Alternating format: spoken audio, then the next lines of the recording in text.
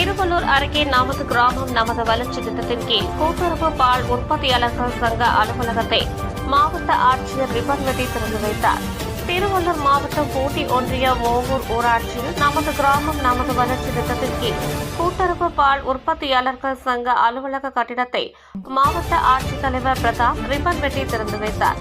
பின்னர் பொதுமக்களிடமிருந்து பெறப்படுகிற பாலின் தரத்தை கண்டறியும் வகையில் கூட்டுறவு அலுவலகத்தில் பொருத்தப்பட்டுள்ள 2 லட்சம் மதிப்பிலான இமேட் எனப்படும் எலக்ட்ரானிக் மில்க் அடல்ட்ரேஷன் டெஸ்ட் கருவியை பயன்படுத்தி பாலில் உள்ள புரத சத்தை கண்டறியப்பட்டு அதற்கு ஏற்ப பால் உரிமையாளர்களுக்கு பணம் வழங்கப்படுவதை குறித்து அதிகாரிகளிடம் கேட்டறிந்தார். பின்னர் கால்நடை பராமரிப்பு முகாமை நேரில் சென்று பார்வையிட்டு ஆய்வு மேற்கொண்டார்.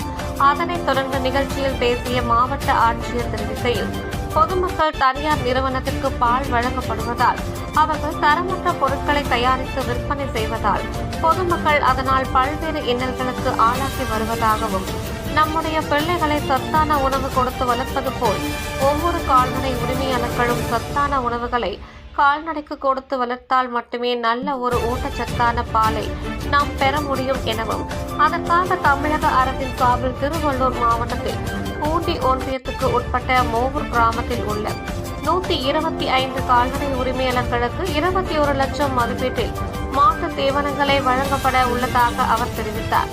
திமுக கட்சி முன்னாள் ஊராட்சி மன்ற தலைவர் டில்லி பாபு, கூட்டுறவு சங்க செயலாளர் உதயா, முன்னாள் ஊராட்சி மன்றம் துணைத் தலைவர் அன்பழகன் மற்றும் கூட்டுறவு சங்க இயக்குநர்கள் பாலகிருஷ்ணன், சேகர், தீபா, கார்த்திக், கருணாமூர்த்தி, ஹரி, லோகநாயகி, நவீன் குமார், ஏழுமலை, சேகர் உட்பட பலர் கலந்து கொண்டனர். கொடுத்தா மட்டும்தான் அந்த மாடால நல்ல ஒரு பால்ல கொடுக்க முடியும். அந்த பால்ல நல்ல